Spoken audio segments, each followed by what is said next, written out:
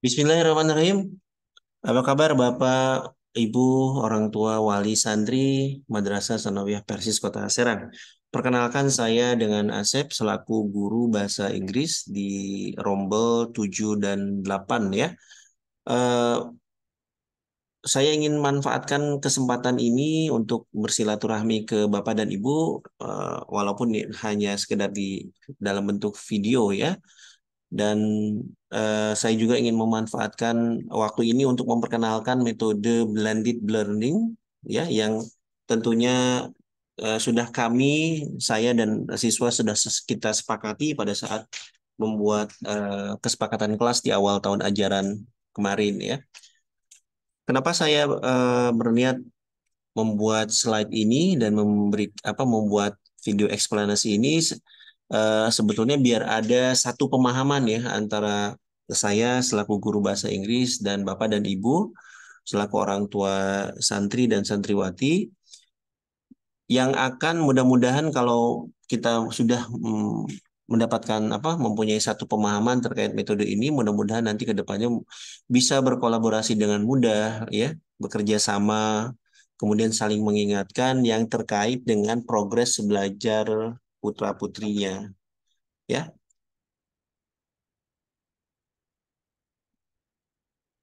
Apa yang dimaksud dengan blended learning itu sih sebenarnya? Ini sebenarnya campuran ya antara belajar di kelas dengan belajar menggunakan teknologi. Jadi belajar di kelas tetap dengan saya sebagai mediator dan dengan teman-teman siswa yang lain, lebih kepada praktek pembahasan soal dan diskusi ya ketika ada yang belum paham dan lain-lain.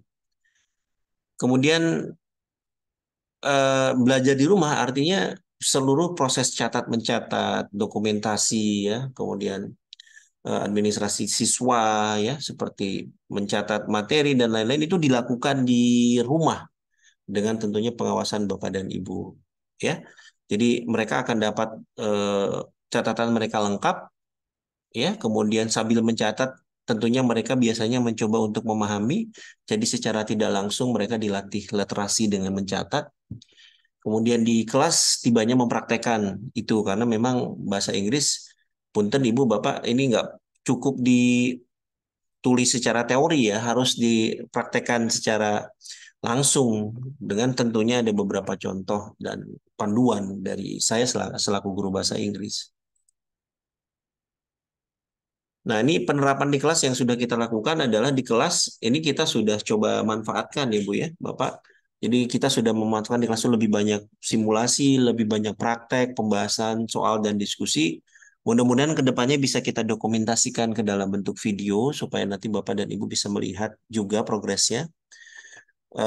Kemudian di rumah, nah ini saya titipkan beberapa catatan-catatan untuk kemudian disalin ya di rumah. Dan ini disalinnya juga saya bebaskan juga kepada siswa untuk eh, sesuai dengan pemahaman mereka. Jadi tidak menyalin ya, tidak 100% menyalin, tapi mereka pahami dulu, kemudian mereka tulis apa yang mereka pahami.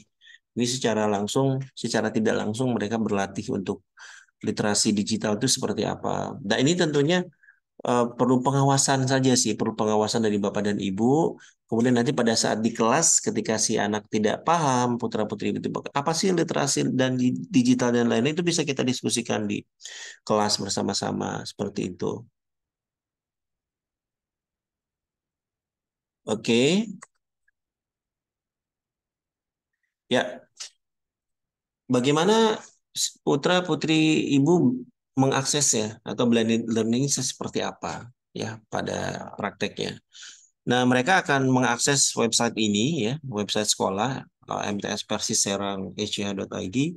Kemudian mereka akan karena sudah berada di platform e-learning sekolah, insya Allah ini aman dari konten-konten yang mengganggu. Jadi ada beberapa konten media, audio, video, dan teks yang sudah tentunya kalau sudah ada di platform sekolah, insya Allah aman ya. Kemudian siswa juga diberi kesempatan untuk belajar literasi digital yang baik. Jadi mereka belajar membaca, mereka belajar memahami video ya, memahami materi melalui video, memahami materi melalui permainan. sesuai dengan gaya belajar mereka masing-masing tentunya. Karena ada beberapa siswa yang tipenya video, jadi mereka harus melihat orang praktek bicara dulu ungkapan-ungkapan bahasa Inggris baru mereka paham. Kemudian nanti ada siswa juga yang ketika mereka langsung praktekkan baru mereka paham. Nah, itu kita lakukan di kelas biasanya. Ya, jadi mudah-mudahan ini bisa memenuhi atau mengakomodasi semua gaya belajar siswa. Eh, Setidak-tidaknya ini ikhtiar kami lah seperti itu. Ya, jadi ini mereka akan masuk ke sini dulu ya. Kemudian mereka akses materi-materinya di sini.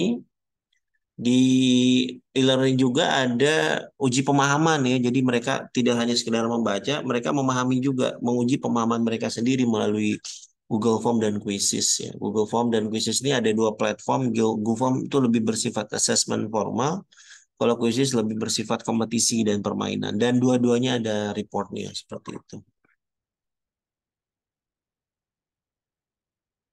Di website juga kita sudah menempelkan eh, facts ya, frequently asked question.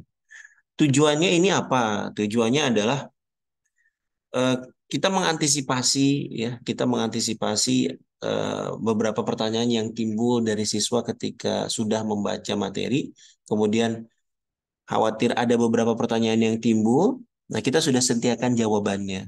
Jadi ini seolah-olah saya menyediakan jawaban-jawaban yang kemungkinan akan ditanya siswa ketika mereka tidak paham.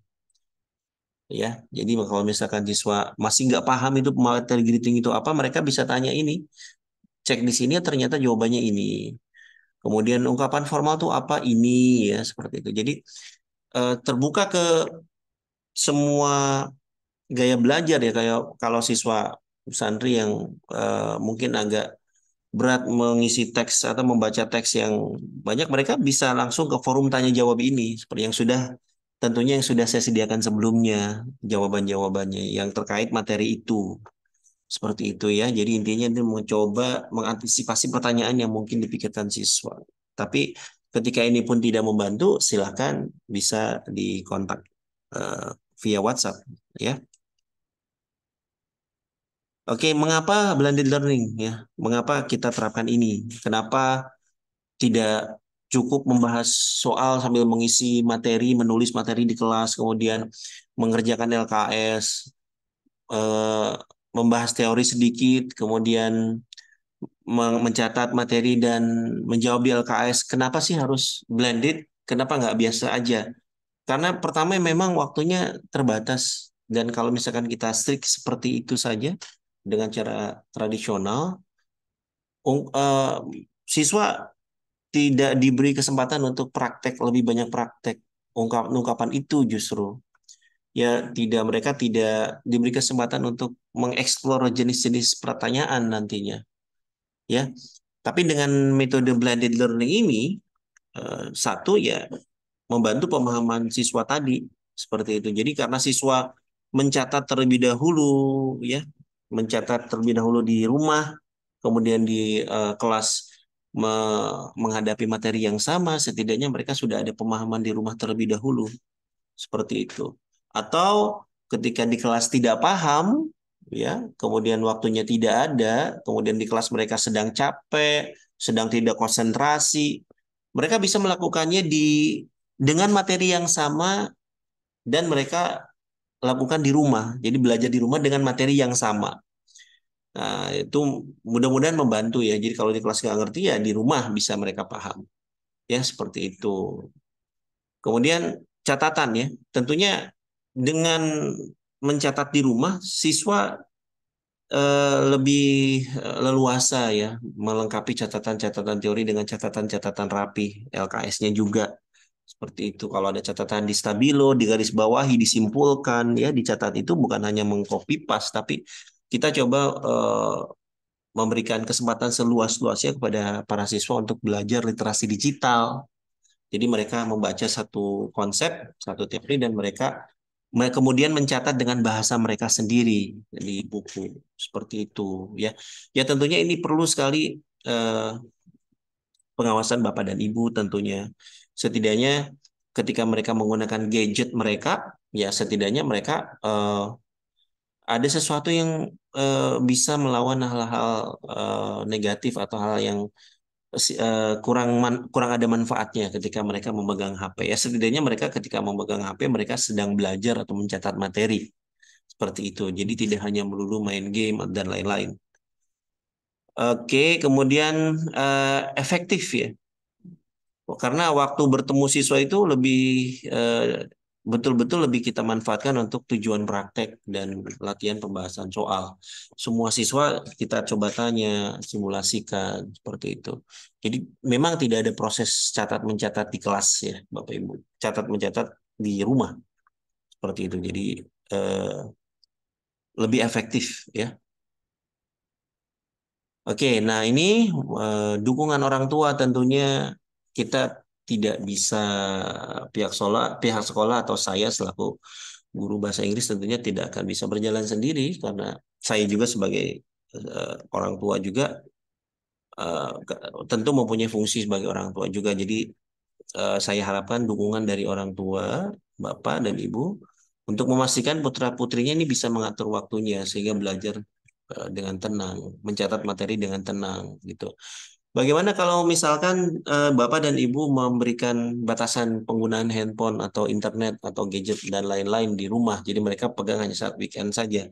Silakan Bapak Ibu, itu kebijakan Bapak dan Ibu, karena saya yakin Bapak dan Ibu tahu yang terbaik untuk putra-putrinya. Oleh karena itu, tidak silakan dibuat se-fleksibel mungkin saja.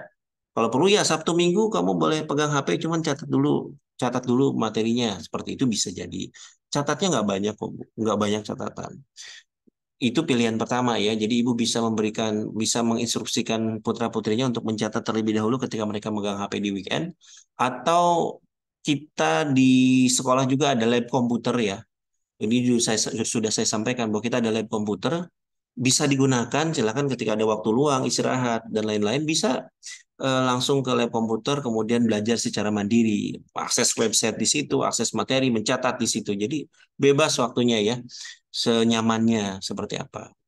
Sedangkan saya sebagai guru di kelas memastikan proses KBM itu berjalan dengan baik agar tujuan pembelajaran bisa tercapai.